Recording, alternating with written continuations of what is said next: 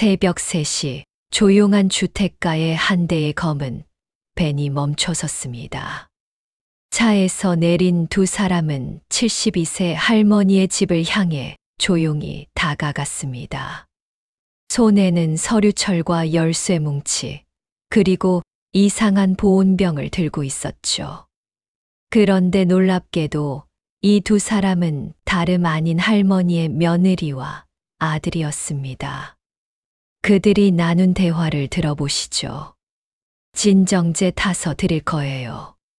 그럼 순해져서 뭐든 사인해요. 확실해요? 할머니가 거부하면? 문제 없어요. 성공하면 수수료 1억 드릴게요. 이것은 실제 녹취록입니다. 며느리와 사채업자가 나눈 실제 대화였죠. 이들의 목표는 무엇이었을까요? 바로 할머니가 평생 모은 12억 상당의 재산이었습니다. 수단은 성년후견 제도를 악용한 사기와 진정제를 이용한 강제 사인이었죠. 최종 목표는 할머니를 요양원에 격리시켜 완전히 재산을 차지하는 것이었습니다. 하지만 이들이 절대 몰랐던 사실이 있었습니다. 24세 청년이 관제실에서 이 모든 상황을 실시간으로 지켜보고 있었다는 것을요.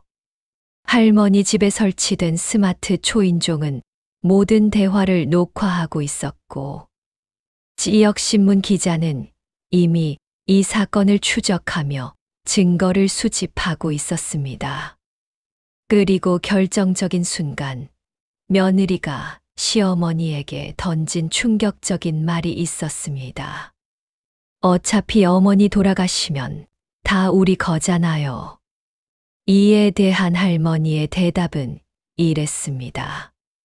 효도는 잠재우고 찍는 도장이 아니야. 여러분, 이것은 단순한 가족 갈등이 아니었습니다. 똑같은 수법으로 이미 7명의 어르신을 속인 조직적 범죄 집단이 있었고, 이 할머니가 그들의 8번째 표적이었던 것입니다. 하지만 이번에는 달랐습니다. 72세 할머니에게는 그들이 상상도 못한 특별한 준비가 되어 있었거든요. 과연 할머니는 치밀한 사기 조직을 상대로 자신의 재산과 존엄을 지켜낼 수 있을까요? 그리고 이 모든 진실을 세상에 폭로할 수 있을까요? 지금부터 여러분이 절대 믿기 어렵지만 실제로 일어난 이야기를 들려드리겠습니다. 할머니는 마지막에 이렇게 말했습니다. 도장은 이제 내 마음에만 찍을 거다. 이 놀라운 이야기가 궁금하시다면 구독과 좋아요 버튼을 눌러주세요. 그럼 지금부터 시작하겠습니다. 그날은 새벽 3시 7분이었습니다. 한옥분 할머니 70 깊은 잠에 빠져 있었습니다. 남편과 평생 운영했던 동네 방앗간을 은퇴한 지 3년, 이제는 조용한 노후를 보내고 있었죠. 갑자기 문틈으로 누군가 속삭였습니다. 이모님, 지금 나가세요. 숨부터 고르세요. 낯익은 목소리였습니다. 바로 도윤이었죠. 24세의 젊은 청년으로 시청 스마트 관제센터에서 야간 요원으로 일하고 있었습니다. 평소 할머니 집 2층 계단 청소를 도와주곤 했던 착한 청년이었어요. 할머니가 놀라며 물었습니다. 도윤아, 이 시간에 웬일이니? 도윤의 손에는 작은 손전등이 흔들리고 있었고 표정이 심각했습니다. 이모님, 설명은 나중에 드릴게요. 지금은 일단 나가셔야 해요. 한옥분 할머니는 겉옷 하나만 걸치고 골목 뒤편으로 따라 나섰습니다. 심상치 않은 분위기에 가슴이 두근거렸죠. 코너를 돌자 충격적인 광경이 펼쳐졌습니다. 자신의 집 앞에 검은 벤이 멈춰 서 있었고 그 차에서 내리는 두 사람이 있었습니다. 바로 며느리 서하와 아들 한재호였습니다. 할머니의 목소리가 떨렸습니다. 저게 뭐 하는 짓이야? 서하는 재테크 강의 플랫폼을 운영하며 돈을 꽤 벌고 있었고 한재호는 무직으로 몇 차례 투자에 실패하면서 집안 경제에 도움이 되지 못하고 있었습니다. 서하의 손에는 서류 처리, 한재호의 손에는 열쇠 뭉치가 들려 있었죠. 도윤이 낮은 목소리로 말했습니다. 이모님, 오늘 밤 등기 이전 위임장과 성년 후견, 신청 서류를 강제로 받으러 온 거예요. 할머니의 심장이 내려앉았습니다. 성년 후견이 뭐야? 할머니가 판단력이 떨어진다고 법원에 신청하면 모든 재산 관리를 가족이 대신할 수 있게 되는 제도예요. 순간 지난달 일이 떠올랐습니다. 재호가 코인 투자로 큰 빚을 졌다는 얘기를 얼핏 들었던 거예요. 할머니가 절망적으로 중얼거렸습니다. 설마 내 재산을. 근처 찜질방 휴게실로 몸을 숨긴 할머니와 도윤. 도윤이 태블릿을 꺼내 들었습니다. 이모님, 이걸 보세요. 화면에는 할머니 집 현관이 실시간으로 나오고 있었습니다. 이게 뭐야? 관제실에서 건물 출입 영상이 실시간으로 넘어와요. 이모님 댁 현관에 설치된 스마트 초인종, 저희가 설치 도와드린 거 기억하시죠? 그렇습니다. 3개월 전 도윤이 할머니를 위해 최신식 초인종을 설치해 줬던 거예요. 오늘 이게 증거가 될 겁니다. 도윤이 덧붙였습니다. 그리고 제 이모 도연도 오늘 취재를 붙었어요. 이모. 네. 도연 이모는 지역신문 기자예요. 42살이고요. 요즘 어르신 대상 사기 사건들을 집중 취재하고 있거든요. 그런데 너는 어떻게 이 일을? 도윤이 심각한 표정으로 말했습니다. 사실은 서아 씨가 사채업자와 만나는 걸 우연히 봤어요. 관제실 근무하면서 시내 CCTV를 모니터링 하는데 어젯밤 11시경에 수상한 차량이 포착됐거든요. 화면을 넘기며 보여줍니다. 이 사람이 강모라는 개발 브로커예요. 사채업도 함께 하고요. 서아 씨와 만나서 나눈 대화를 원거리 음성 수집으로 녹취했어요. 녹취, 내용 재색. 서아 내일 밤이면 도장 받을 수 있어요. 강모 확실해요? 할머니가 거부하면? 서아 진정제 타서 드릴 거예요. 그럼 순해져서 뭐든 사인해요. 할머니의 얼굴이 창백해졌습니다. 진정제라고? 네. 그리고 더 충격적인 건 도윤이 다른 화면을 보여줬습니다. 서아 씨가 준비한 허위 진단서예요. 한옥분 환자, 치매 초기 증상으로 판단력 저하라고 되어 있어요. 이런 나쁜 것들이. 그때 도윤의 휴대폰이 울렸습니다. 도연 이모로부터 온 메시지였죠. 이모님, 도연 이모가 추가 정보를 보내왔어요. 강모라는 자가 이미 여러 어르신들 상대로 이런 짓을 해왔대요. 수법도 똑같고요. 할머니가 무거운 입을 열었습니다. 도윤아, 내가 너한테 얘기 안 했지만 우리 집엔 산이 있어. 산이요? 응. 남편과 평생 모아서 산 밤나무 산이야. 2,400평이야. 도윤의 눈이 커졌습니다. 2,400평이면 상당한 규모였죠. 그 산이 어디 있는데요? 시 외곽에 있어. 개발 제한 구역이었는데 최근에 규제가 풀렸다더라고. 할머니가 계속 말했습니다. 서하가 최근 들어 자꾸 그러더라고. 어머니, 살림을 팔아서 노후 자금 만들어요라고. 처음엔 효심인 줄 알았지. 지금 생각해보니 이상했어요? 그래. 너무 집요했어. 하루가 멀다 하고 산 얘기만 하는 거야. 그러면서 부동산 중개업자도 데려오고 도윤이 태블릿으로 뭔가를 검색했습니다. 이모님, 이거 보세요. 최근 그 지역 땅값이 평당 50만 원까지 올랐어요. 50만 원? 네. 2,400평이면 대략 12억 정도 되겠네요. 할머니가 깜짝 놀랐습니다. 그렇게 비싸졌다고? 네.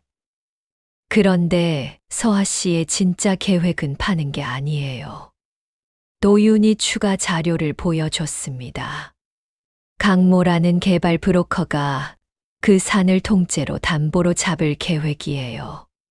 할머니 명의로 거대한 대출을 받아서 다른 개발 사업에 투입하려는 거죠. 그럼 내가 빚을 지게 되는 거야? 그렇죠. 사업이 실패하면 할머니가 모든 책임을 져야 해요. 성년후견 신청이 통과되면 서아 씨가 할머니 이름으로 마음대로 계약을 체결할 수 있거든요. 할머니의 손이 부들부들 떨렸습니다. 내가 평생 모은 게 다 날아가는 거네. 그뿐만 아니에요. 도윤이 더 충격적인 내용을 보여줬습니다. 서하 씨와 강모가 나눈 대화 중에 이런 내용도 있었어요. 할머니를 요양원에 보내면 관리가 더 쉬워진다는 얘기도 했거든요. 요양원? 네.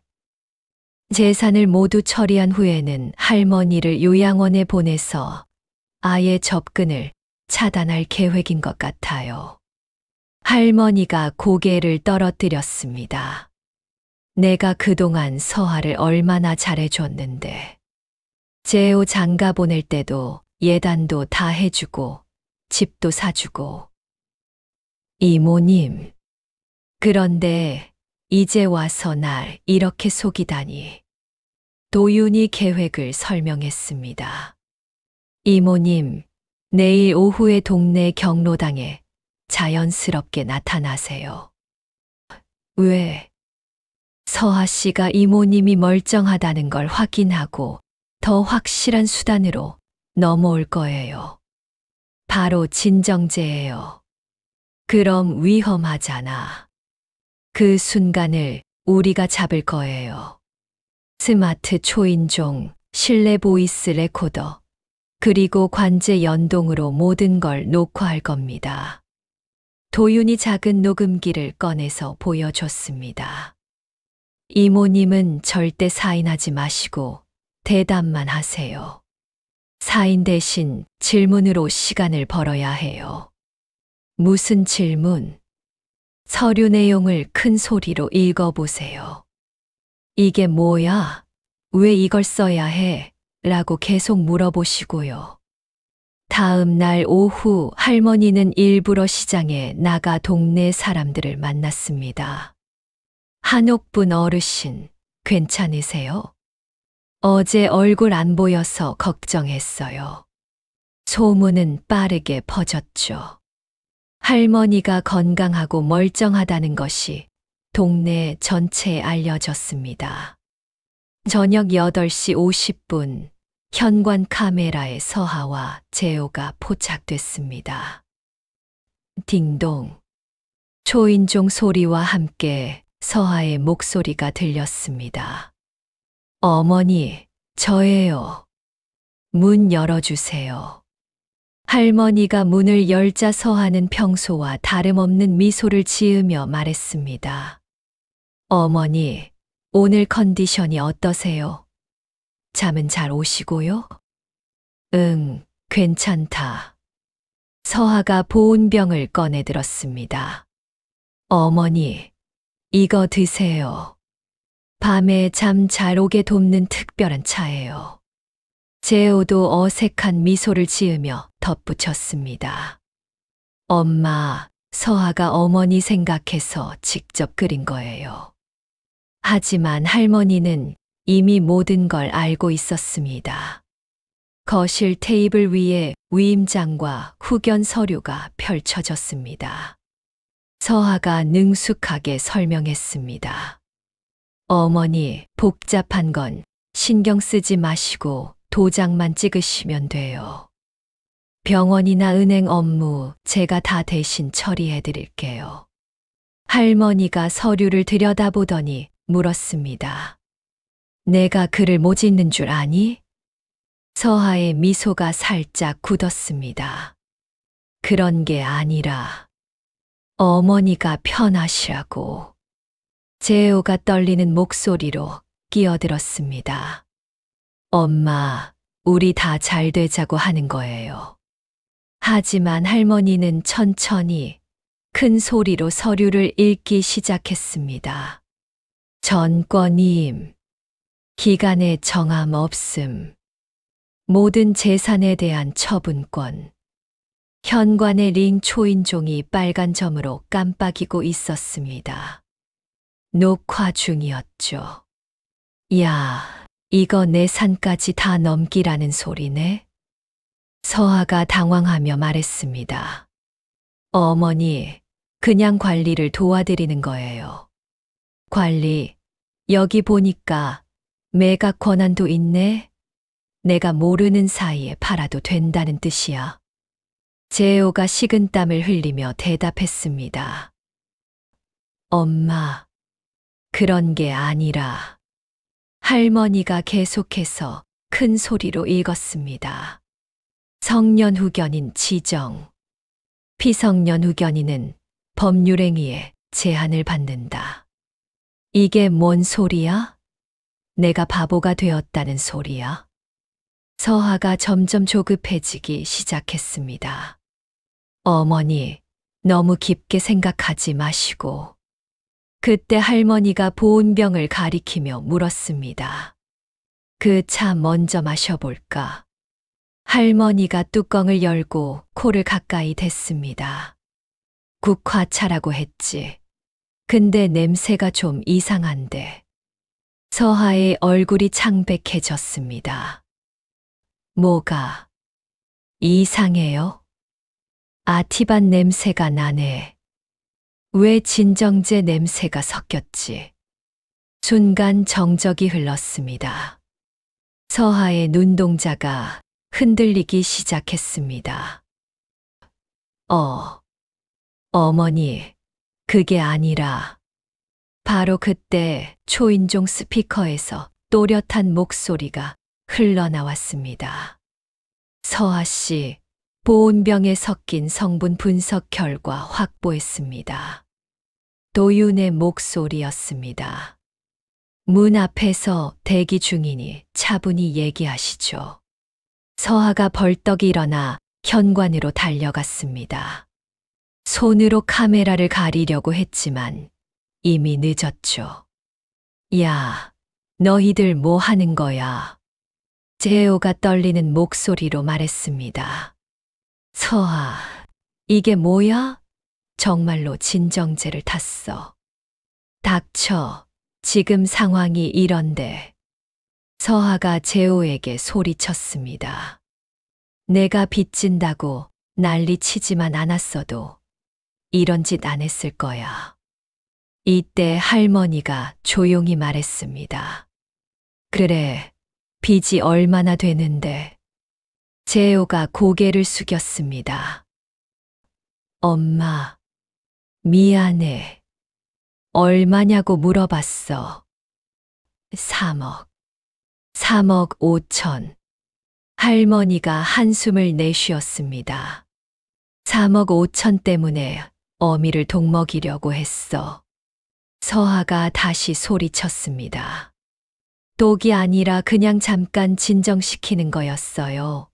사인만 받으면 끝날 일을. 사인을 받으면 내 재산 12억을 그냥 넘기라고? 서하의 얼굴이 더욱 일그러졌습니다. 어차피 어머니 돌아가시면 다 우리 거잖아요. 미리 정리하는 거예요. 충격적인 말이었습니다. 며느리가 시어머니 앞에서 할 수 있는 말이 아니었죠. 그때 현관문이 열렸습니다.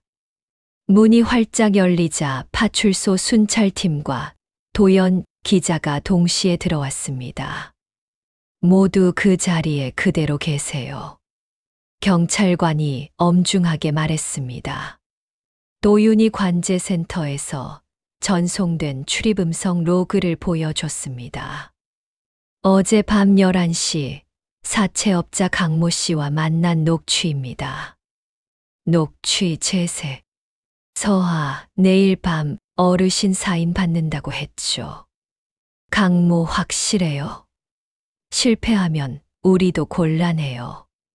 서하 진정제 타면 순해져요. 문제 없어요. 강모 좋습니다. 성공하면 수수료 1억 드릴게요. 서하의 얼굴이 새하얗게 변했습니다. 도연 기자가 녹음기를 꺼내들며 물었습니다. 서하 씨, 방금 어차피 돌아가시면 다 우리 거라고 하셨는데 이게 진심이었나요? 저는 경찰관이 증거물들을 수거하기 시작했습니다. 진정제가 든 보온병, 위조된 진단서, 위임장 등등. 서하 씨 상해미수와 사문서 위조, 강요미수 혐의로 동행해 주셔야겠습니다. 서하가 침착한 척하며 말했습니다. 저는 효도하려고 한 거예요. 어머니 건강도 걱정되고. 할머니가 그 말을 끊었습니다. 효도는 잠재우고 찍는 도장이 아니야. 재호는 고개를 숙이고 있었습니다. 엄마, 미안해. 내가 빚만 안 졌어도. 할머니가 아들을 바라보며 천천히 말했습니다. 진짜 미안해야 할 사람을 향해 가서 말해라. 엄마, 내 아내한테 가서 말해. 어미를 속이라고 시킨 게 잘못이었다고. 그때 도연 기자가 추가로 폭로했습니다. 그런데 더 충격적인 게 있어요. 강모라는 인물이 이미 다른 어르신들 상대로도 똑같은 짓을 했다는 증거가 나왔거든요. 바로 그때 현관 밖에서 또 다른 목소리가 들렸습니다. 서하야, 일이 어떻게 되어 가는 거야? 강모였습니다. 개발 브로커이자 사채업자인 그가 직접 나타난 거였죠. 경찰이 즉시 강모를 제지했습니다. 당신이 강모 씨인가요? 뭔 일이야 이게? 도윤이 태블릿으로 녹취 파일을 재생했습니다. 강모와 서하의 추가 대화 녹취. 강모 할머니 산 2,400평, 시세가 12억이라고 했죠. 서하, 네, 담보로 잡으면 얼마나 뽑을 수 있어요? 강모 30억은 가능해요. 우리가 개발 계획서만 잘 만들면. 서하, 그럼 제 몫은? 강모 2억 드릴게요. 할머니 요양원 보내는 비용까지 포함해서. 할머니가 깜짝 놀랐습니다. 30억. 내 산으로 30억 대출을 받으려고 했다고? 강모가 당황하며 둘러댔습니다. 아니, 그게 아니라 도연 기자가 추가 자료를 꺼내 들었습니다. 강모 씨, 당신이 지금까지 속인 어르신이 몇 명인지 아세요? 뭔 소리야? 총 7명이에요. 모두 비슷한 수법으로 성년후견 신청하고 재산을 담보로 불법 대출받고 어르신들은 요양원에 격리시키고 경찰이 강모에게 수갑을 채웠습니다. 공갈 및 사기 혐의로 체포합니다. 재호가 떨리는 목소리로 물었습니다. 그럼 서하는 진짜 2억을 받기로 한 거야? 서하가 고개를 돌렸습니다. 당신 빚 때문이잖아. 3억 5천을 어떻게 갚아? 그래도 엄마를 속이는 건 아니었잖아. 부부가 서로를 비난하기 시작했습니다. 할머니가 한숨을 내제시도 현 계속 편집 쉬며 말했습니다. 그만해. 이제 그만. 도연 기자가 또 다른 폭탄을 터뜨렸습니다. 그런데 서하 씨, 당신이 준비한 허위 진단서 말인데요. 그게 뭐? 작성한 의사를 추적해 봤더니 흥미로운 사실이 나왔어요. 도연이 서류를 펼쳐 보였습니다. 정신과 의사 박민수, 나이 42세. 그런데 이 사람이 누군지 아세요? 서하의 얼굴이 창백해졌습니다. 서하 씨와 1년째 불륜 관계를 유지하고 있는 남자예요. 재호가 충격을 받으며 소리쳤습니다. 뭐라고?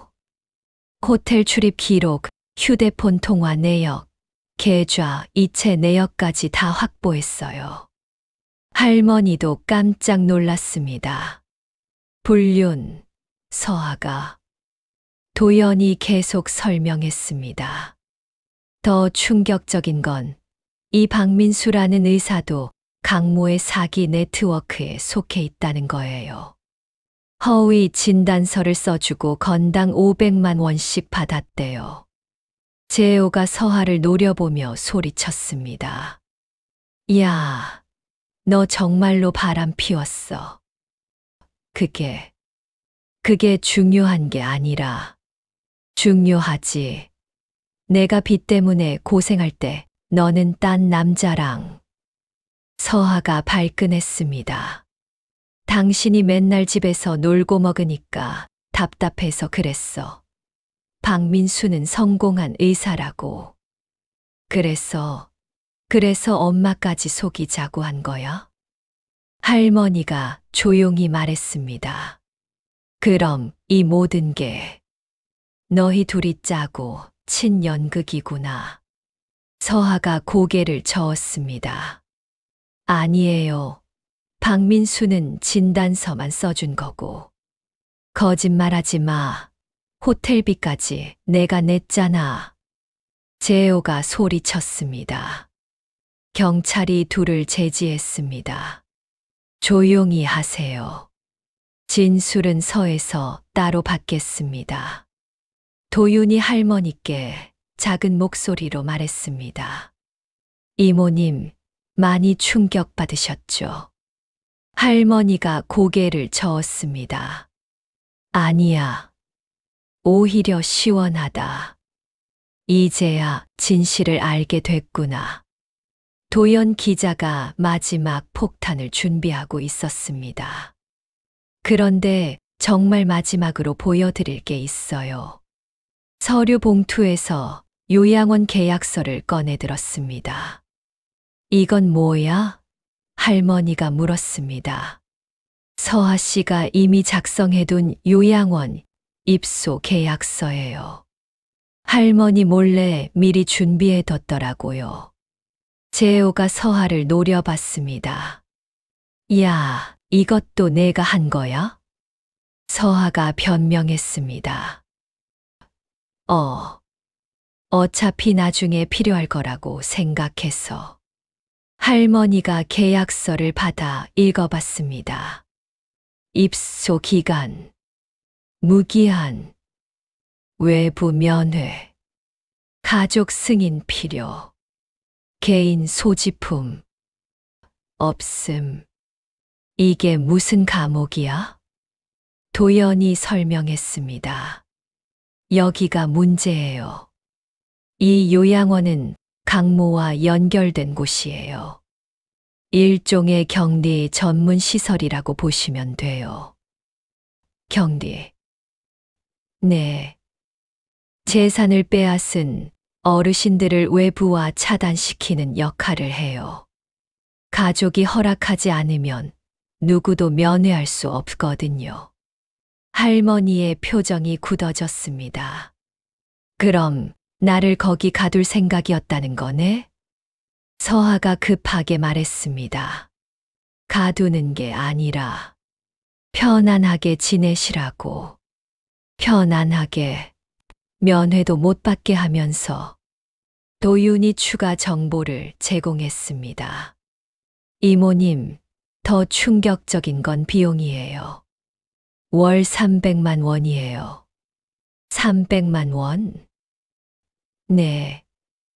그런데 이 돈은 할머니 계좌에서 자동 이체되도록 설정되어 있어요.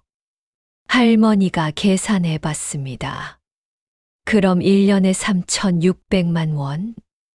맞아요. 10년이면 3억 6천만 원이에요. 재호가 깨달았습니다. 그럼 내 빚 3억 5천만 원하고 거의 비슷하네? 서아가 당황했습니다. 그건 우연이야. 우연? 너희들이 다 계산해 놓은 거잖아.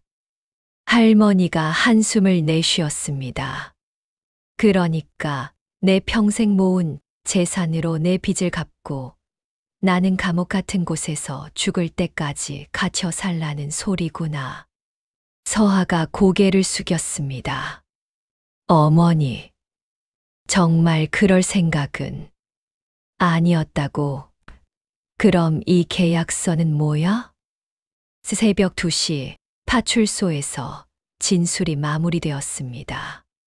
서아는 상해미수, 사문서 위조, 강요미수 혐의로 구속영장이 청구되었습니다. 강모는 공갈 및 조직적 사기 혐의로 즉시 구속되었죠. 재호는 공범 여부로 수사에 넘겨졌지만 실제로는 서아에게 속은 피해자에 가깝다는 판정을 받았습니다. 하지만 마지막에 예상치 못한 반전이 있었습니다. 박민수 의사를 추궁하는 과정에서 더 큰 비밀이 드러난 것입니다. 박민수가 자백했어요. 도연 기자가 할머니에게 말했습니다. 서아 씨와의 불륜도 사실 계획된 것이었대요. 뭐라고? 강모가 시켜서 서아 씨에게 접근한 거래요. 처음부터 할머니 재산을 노린 거였어요. 할머니가 놀랐습니다. 그럼 서아도 속은 거야? 어느 정도는 그렇죠. 하지만 나중에는 서아 씨도 상황을 알면서 계속 참여했어요. 2억이라는 돈에 눈이 멀어서요. 재호가 충격을 받았습니다. 그럼 서아가 바람핀 것도 처음부터 함정이었다는 거야? 네. 박민수는 서아 씨를 조종하기 위해 일부러 접근했고 불륜 관계를 이용해서 범죄에 끌어들인 거예요. 할머니가 한숨을 내쉬었습니다. 그래도 서아가 나중에는 알면서도 계속했다는 거잖아. 맞아요. 돈에 눈이 멀어서 할머니를 배신한 건 변명할 수 없죠. 경찰서에서 나오면서 재호가 할머니께 말했습니다. 엄마, 정말 죄송해요. 내가 빚만 안 졌어도. 재호야. 할머니가 아들의 어깨에 손을 올렸습니다. 빚은 내가 진 거다. 하지만 어미를 속이라고 한 건 서아야. 너는 그냥 바보였을 뿐이야. 엄마, 이제부터라도 정신 차려. 그리고 일 좀 제대로 해. 알았지? 며칠 뒤 도연 기자가 기사를 발표했습니다. 제목은 어르신 겨냥한 후견 사기, 스마트 관제가 막았다였습니다. 기사는 큰 반향을 일으켰고 전국적으로 비슷한 피해 사례들이 속속 신고되기 시작했습니다. 할머니는 자신의 산으로 갔습니다. 2,400평의 밤나무 숲. 남편과 평생 가꿔온 소중한 터전이었죠. 밤나무 가지를 손으로 쓰다듬으며 속삭였습니다. 당신 봤지? 내가 지켜냈어. 바람이 나무잎을 살랑이며 마치 대답하는 것 같았습니다. 골목 끝에서 도윤이 손을 흔들었습니다. 이모님, 도윤아, 고마웠어. 이모님, 제안이 하나 있어요. 뭔데? 어르신 권익감 시단 같이 하실래요? CCTV 보는 법부터 알려드릴게요. 할머니가 웃었습니다. 나 아직 눈 밝다. 글도 또박또박 읽고. 그럼 하실래요? 할머니가 고개를 끄덕였습니다. 그래, 해보자. 나 같은 일 당하는 어르신들이 또 있을 텐데. 그리고 덧붙였습니다. 도장은 이제 내 마음에만 찍을 거다. 3개월 후 한옥분 할머니는 시니어 디지털 권익감 시단의 단장이 되었습니다. 도윤과 함께 어르신들을 대상으로 한 각종 사기를 예방하는 활동을 시작했죠. 재호는 새로운 직장을 구해서 열심히 일하기 시작했습니다. 빚을 갚기 위해 야간 아르바이트까지 했죠. 서하는 2년형을 선고받고 복역 중입니다. 감옥에서 자신의 잘못을 뒤늦게 깨달았다고 하더군요. 강모와 박민수 그리고 범죄 조직원들은 모두 중형을 선고받았습니다.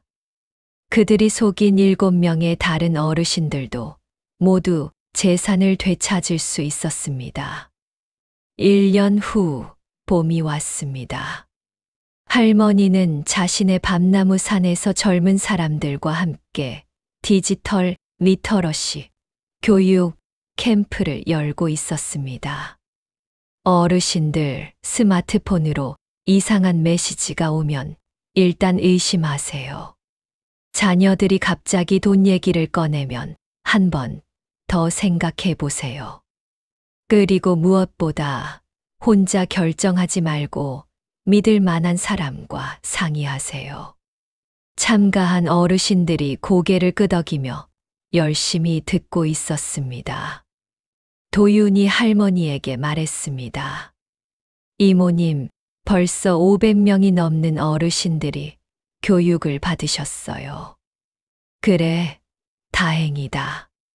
그리고 우리가 막은 사기 사건도 30건이 넘어요. 할머니가 뿌듯한 표정을 지었습니다.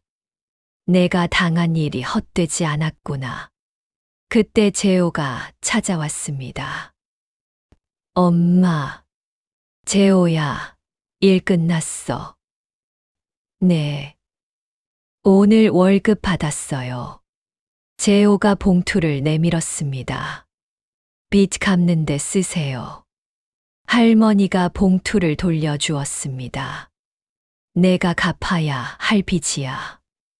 내가 대신 갚으면 너는 또 빚을 질 거다. 엄마, 대신 이거 받아. 할머니가 작은 통장을 내밀었습니다. 뭐예요? 내 앞으로 된 적금이야. 매달 50만 원씩 넣고 있어. 재호의 눈에 눈물이 맺혔습니다. 엄마, 고마워요. 고맙기는 앞으로 똑바로 살면 되지. 그날 저녁 할머니는 남편의 사진 앞에 앉아 있었습니다. 여보, 우리 산 지켜냈어. 그리고 다른 사람들도 도와주고 있어. 사진 속의 남편이 미소 짓는 것 같았습니다. 나 이제 진짜 행복해. 늙었다고 무시당하지도 않고 오히려 사람들이 내 말을 귀담아 들어. 할머니가 창문 밖을 바라봤습니다. 밤나무 산이 달빛에 은은하게 빛나고 있었습니다. 도장은 정말 내 마음에만 찍을 거야. 앞으로도 계속.